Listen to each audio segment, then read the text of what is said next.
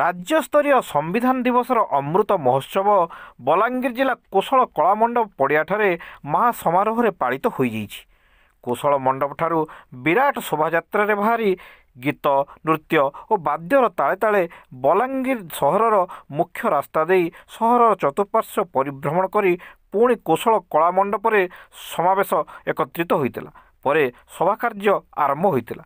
कार्यक्रम रे मुख्य अतिथि भाव में श्री चक्रपाणी सबर अवसरप्राप्त कमिशनर श्री सत्यनारायण भोई, जिला सभापति आदिवासी कल्याण संघ बलांगीर, श्री परदेशी विश्वाल ओडिशा ओबीसी महासभा, डीएचएम मनोरमा माझी, नागपुर सहित सबु जिलूर विभिन्न संगठन जिला सभापति और संपादक तथा विशिष्ट समाजसेवी तथा समाज कर्मकर्ता माने जोग देइथिले।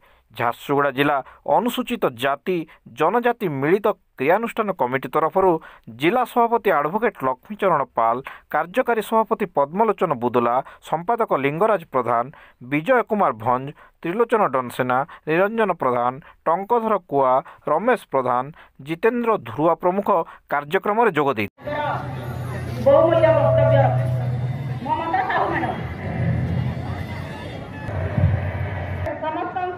जय भीम, जय भीम, जय भीम, जय भीम, जय सावित्री, जय सावित्री।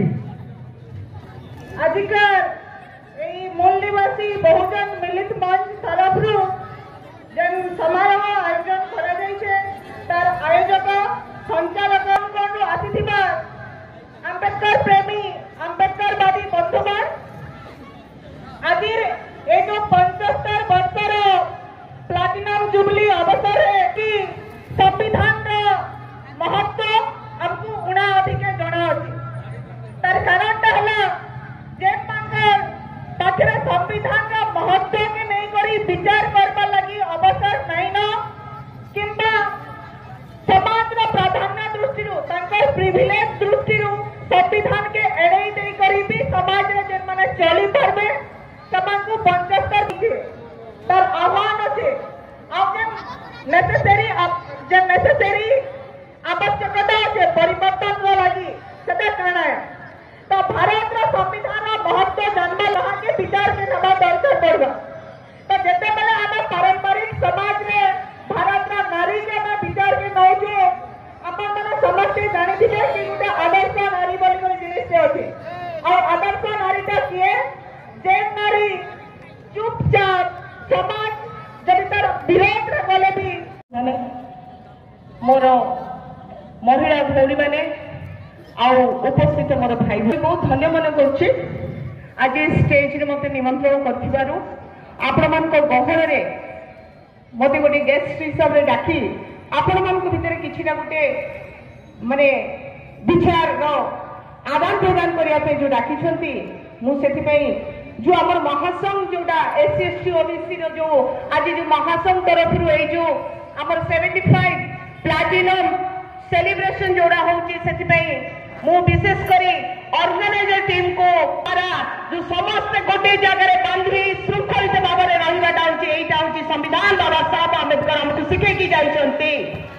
आज जो रैली रे जो स्लोगान दिया जाउथिला नारीर मान होची संविधान, देशर मान होची संविधान, किंतु मोर गोटे प्रश्न जो 75 वर्षर स्वाधीनता हवा पर मध्य कौन आपण माने भाबुछन्ति कि माने आपण माने स्वाधीनता पाइछन्ति कि मु भाबुची स्वाधीनता एबे पर्यंत आमे पाई नाहु।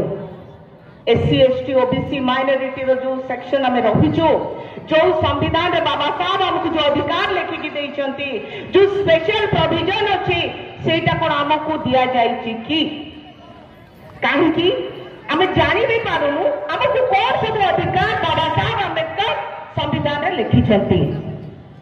आज पर्यंत समस्त भावी संविधान केवल ये जोड़ा लिखाई लयर मान वस्त्र जोड़ा खाइबा पीवा वस्त्र आम पाई कि सरकार केवल आमको कौ प्रकार संविधान प्रोटेक्शन दौची 25 केजी टंका खेत चाउल सेटा होची हमर प्रोटेक्शन की मु पचार चाहूँ मोर भाई और भौणी मान सहीटा मोर प्रोटेक्शन की प्रत्येक माँ भौणी मान शिक्षित आज शिक्षा बंची दौरान सहीटा मोर प्रोटेक्शन की मोर मणिपुर माँ भौणी मान लग्न अवस्था जो चला जाता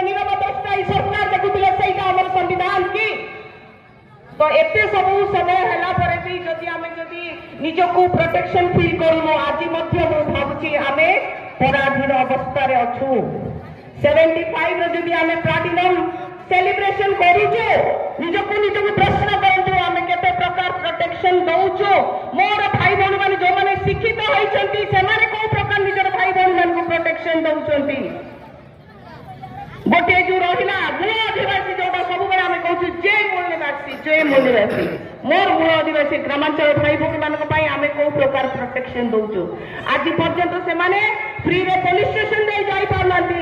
ଯଦି କୌଣସି ପ୍ରକାର ତାଙ୍କୁ ନିର୍ଯାତନା ଦିଆଯାଉଛି ସେମାନେ କଥା ହେଇପାରୁନାହାନ୍ତି ମୋର ଭଉଣୀ ମାନେ, ତାହେଲେ ଏଇଟା ପ୍ରୋଟେକ୍ସନ ଦେଇପାରୁଛୁ କି ଆମେ? ପ୍ରତ୍ୟେକ ଜିନିଷର ଆମର ପ୍ରଶ୍ନବାଚୀ ଅଛି। ଆଜି ଆମେ 75 ଇୟର୍ସ ହେଲା ପରେ ଆମେ SC ST OBC ମାଇନରିଟି କୋଉ ପ୍ରକାର ଅଛି? ବାବା ସାହେବ ଆମକୁ ଏତେ ବଡ ଜିନିଷ ଦେଇକି ଯାଇଛନ୍ତି, ସମ୍ବିଧାନ ଲେଖିକି ଯାଇଛନ୍ତି, କିନ୍ତୁ ସମ୍ବିଧାନ ଆମେ କିଛି ଜାଣିନୁ। ଆଜି ଯୋଉ ବକ୍ତା ମାନେ ଅଛନ୍ତି ଆପଣମାନେ ଜାଣିପାରିବେ ସମ୍ବିଧାନ ଆମକୁ କଣ ସବୁ ଦେଇଛି, କଣ ସବୁ ଆମକୁ କରିବାକୁ ପଡିବ। ଆଗାମୀ ଦିନର ଯୁବପିଢିକୁ ଆମେ କିପରି ଆମେ ସମ୍ବିଧାନରେ ତାଙ୍କୁ ବାନ୍ଧିକି ରଖିବାକୁ ପଡିବ। କିନ୍ତୁ ଆମେ ତ ଏଇଟା ଚିନ୍ତାର ବିଷୟ ଭାଇ ଓ ଭଉଣୀ ମାନେ। ଆମ ପାଇଁ ବାବା ସାହେବ ସମ୍ବିଧାନ ଲେଖିକି ପଳେଇଲେ, ଆମ ପାଇଁ କାନ୍ତିରାମ ସାର୍ ସିଏ ବି ପଳେଇଲେ, ଯେ ଯୁଦ୍ଧ କରିଥିଲେ ଆମମାନଙ୍କର ଅଧିକାର ପାଇଁ। ଆମ ପାଇଁ ଶହୀଦ ଲକ୍ଷ୍ମଣ ନାୟକ, ଶହୀଦ ବିର୍ସା ମୁଣ୍ଡା ପଳେଇଲେ। ତ ଆମମାନଙ୍କୁ ସ୍ୱାଧୀନତା ଦେବ କିଏ? ଅଲରେଡି ତ ସେମାନେ ପଳେଇଲେ।